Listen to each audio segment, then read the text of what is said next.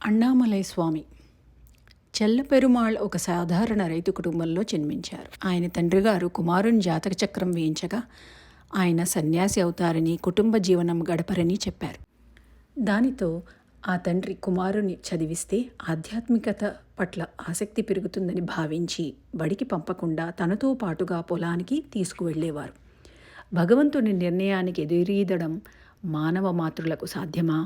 కుమారుని వారు ఎంతకు చదివించడానికి ఇష్టపడకున్నారు. అతడు తనకు తానుగా అక్షరాలను కూడబలుక్కొని పదములను చదవడం నేర్చుకున్నారు. ఈ పట్టుదలే ఆయనను గమ్యానికి చేర్చడంలో జీవితమంతా వారికి తోడుగా ఉండింది. ఒకసారి ఆయన పొలానికి వెడుతూ కొందరు సాధువులను చూసి ఆకర్షితులై రహస్యంగా వారిని కలిశారు. వారి ద్వారా ఆధ్యాత్మిక పుస్తకాలను చదివేవారు. అలాగే ఆ గ్రామంలోని ఒక మహిళ యొక్క పవిత్ర భక్తి కూడా వారిని ఆకర్షించింది. ఆమె ఆ బాలుని తన ఇంటికి పిలిచి కైవల్య నవనీతం మొదలైన పుస్తకాలను ఇచ్చి వాటిని చదివి తనకు విశదీకరించమని అడిగేది. చెల్లపెరుమాళ్లకు చదువు రాకున్నను వేదాంతం పట్ల అవగాహన లేకున్నా ఆయనలోని అంతర్శక్తి ఏదో వారికి ఆ పుస్తక పఠనం అర్థమయ్యేలాగా ఇతరులకు చెప్పడానికి తోడ్పడేది. ఆయన తరచుగా తండ్రి గారికి తెలియకుండా ఏదో ఒక పుస్తకం చదివి నలుగురికి చెప్పేవారు. అది విన్న ఆ మహిళ వారిని తన ఇంటికి ఆహ్వానిస్తే వారు ఇంటి నుండి పారిపోయి అక్కడ 6 ఏళ్లు ఉండేది. వారు సన్యాసిలాగానే రుద్రాక్షలు, విభూది ధరించి దేవతలను ఆరాధిస్తూ ఆధ్యాత్మిక భాషణలు చెప్పేవారు. ఒకరోజు తండ్రి చాటుగా వారిని గమనించిన కుమారుని ప్రోత్సహించలేదు. తనకు ఎవరూ సన్యాసం ఇవ్వరని గ్రహించిన అన్నామలై చెల్లపెరుమాళ్ తనకు తానే సన్యాసం స్వీకరించి రామలింగస్వామి బోధలకు ప్రభావితులై మానవాళికి సేవ చేయాలనుకొని మట్టి కుండలో నీరుంచుకొని దారిన పోయేవారి దాహార్తిని తీర్చేవారు. ఊరివారి సహాయంతో కుటీరం కట్టుకొని బీదలకు గంజి కాచి ఇచ్చేవారు. ఒకసారి కంచి శంకరాచార్యులను కలవగా వారిని తరువాత గ్రామంలో కలుస్తానని చెప్పారు. వారిని తనకు మార్గం చూపని అడిగితే శివాయ నమః అనే మంత్రము ఉపదేశించి దానిని 1,00,000 సార్లు జపించమని చెప్పారు. ఒకసారి పెరుమాళ్లకు భగవానుల ఉపదేశ ఉందియార్ అన్న పుస్తకము లభించింది. అతనికి ఆ పుస్తకం అర్థం కాకున్నా భగవానులను గురించి ఏమీ తెలియకున్నా వారిని గురువుగా భావించారు. గురువు లభ్యత పట్ల వారికి నిజమైన ఆనందం, ఉత్సాహం కలిగింది. అప్పుడు వారు పక్క ఊరిలోని శంకరాచార్యుల వద్ద ఆశీర్వచనం కోరగా వారు విభూదిని 11 వెండి నాణాలను ఇచ్చి మంచి కార్యమునకు పోతున్నావు, వెళ్ళిరమ్మని ఆశీర్వదించారు.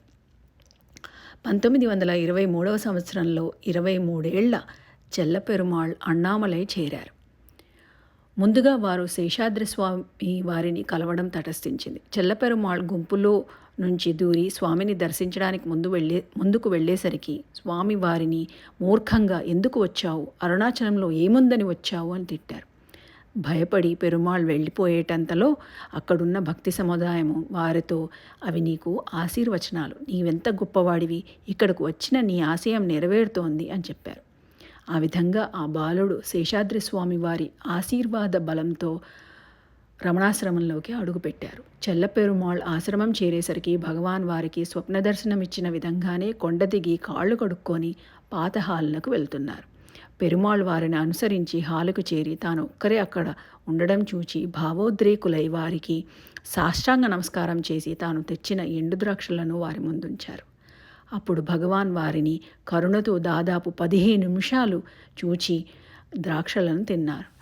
చెల్లపెరుమాళ్ సాక్షాత్తు శివ నివేదన జరిగినట్లుగా భావించారు. ఆ రోజుల్లో స్కందాశ్రమంలో భగవాన్ పరిచారకుడుగా ఉండిన అన్నామలై అను భక్తుడు 1920లో మరణించాడు. భగవాన్కు పెరుమాళ్ను చూడగానే అతడు గుర్తుకు వచ్చి పెరుమాళ్ను అన్నామలై అని పిలిచారు. వారికి అదే పేరు స్థిరపడిపోయింది. భగవాన్ అన్నామలై స్వామికి తప్ప వేరెవరికీ పేరును మార్చినది లేదు. ఆఖరికి వారి సోదరులైన నిరంజనానందులను కూడా వారు పూర్వాశ్రమం పేరుతోనే పిలిచేవారు. అన్నామలై స్వామి చిన్నస్వామిని కలిసి ఏమి చేయమంటారని అడగ్గా వారు స్వామికి పరిచారకునిగా ఉండు అన్నారు. ఇంకా అన్నామలై స్వామి ఆనందమే వేరు. ఎందుకంటే భగవాన్కు నిరంతరం దగ్గరగా ఉండి వారి సాన్నిధ్యంలో ఉండవచ్చునని వారి ఆనందం. అలాగే ఒకసారి భగవాన్ నాకేమైనా ఉపదేశం ఇయ్యండి అని అడిగితే లోనికి చూడు, నీ యొక్క శరీరం మరియు మనసుతో తాదాత్మ్యం చెందకు, నీవు హృదయంలోనికి ఎంత లోతుగా మునిగితే అది అంత శాంతి ఇస్తుంది. అదే నీకు శాంతికి మూలం అని చెప్పారు. ఆ ఉపదేశ మహిమతో వారు ఆశ్రమానికి వచ్చేవారు. తన సాధనకు భంగం కలిగిస్తారేమోనని వేరే ఎక్కడికైనా వెళ్ళి సాధన చేయవచ్చునని తలచి చివరకు భగవాన్కు కూడా చెప్పకుండా వెళ్ళిపోయారు. ఆయన అలాగా నడిచి వెళ్ళేసరికి కొంతసేపు అయ్యాక ఆకలి వేసిన వారై ఎన్ని ఇళ్లల్లో బిచ్చమడిగినా ఆయనకి ఏమీ దొరకలేదు. ఆయన అలా ఆకలితో అలమటిస్తున్నప్పుడు ఎవరో, "ఏయ్, ఎవరు నువ్వు? ఎక్కడి నుంచి వస్తున్నావు?" అని అడిగారు. "నేను తిరువణ్ణామలై నుంచి వస్తున్నానని చెప్పారు. దాంతో వారు తిరువణ్ణామలైలో ఎక్కడ అని అడిగితే రమణాశ్రమం అని చెప్పారు.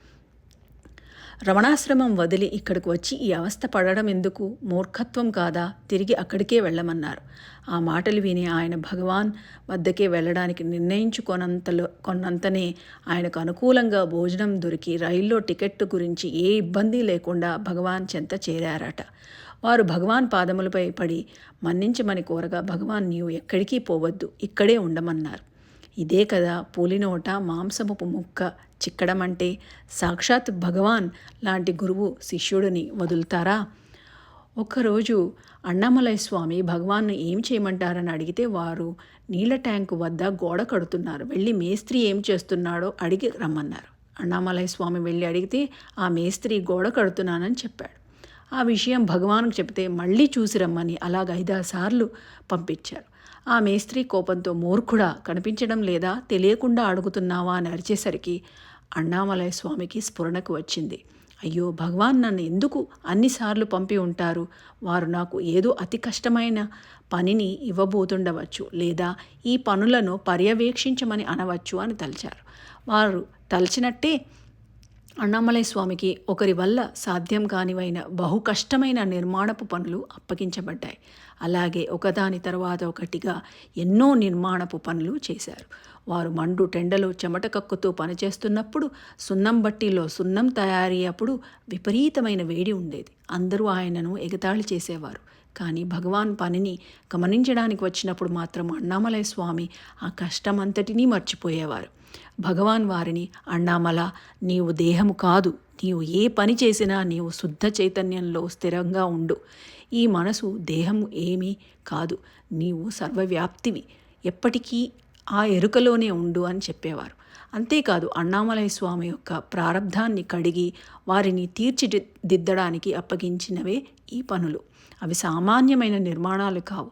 భగవాన్ వారితో, "నీవు చేయవలసిన పని ఉంది" అని అనడంతో వారు వెళ్ళిపోయినా మళ్ళీ వెనక్కు రావాల్సి వచ్చింది.